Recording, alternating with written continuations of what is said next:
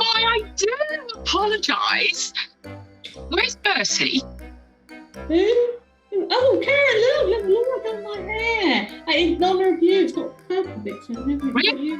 You've changed yours, it's blonde. What? Yeah, very nice, darling, very nice. But don't worry about your hair. You know who Bertie is. He's the CEO of Ratchet Recruitment, our beloved leader.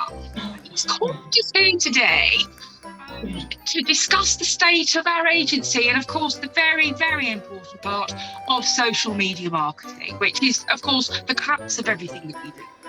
So, of course, that's no doubt why he wanted me here as a leading light in social media marketing. And it's so important, and I did have to put a brunch on hold to make this, but hey-ho, leadership is leadership. The mimosas will just have to wait. Karen, aren't you social media manager? I mean, what's that got to do with leading? Shut up, Sarah, do you not like anything? Why are you here anyway? Where's everyone else?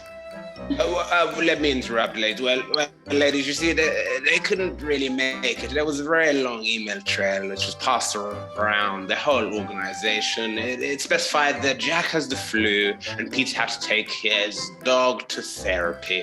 So, yes, many people could make it. To be completely honest with you, it may just be us. For goodness sake, doesn't he know I've got things to be doing? Where is he? Sorry, excuse me, can I ask a question? I thought Bertie was a she because, look, her photo on her byline, on her email footer has got her in a bikini in Magaluf. God, don't you know anything, Sarah? Honestly, if you're going to get a 12-month employment trophy, you've got to be up. Bertie, our beloved leader, identifies as a gender-fluid robo-sapien.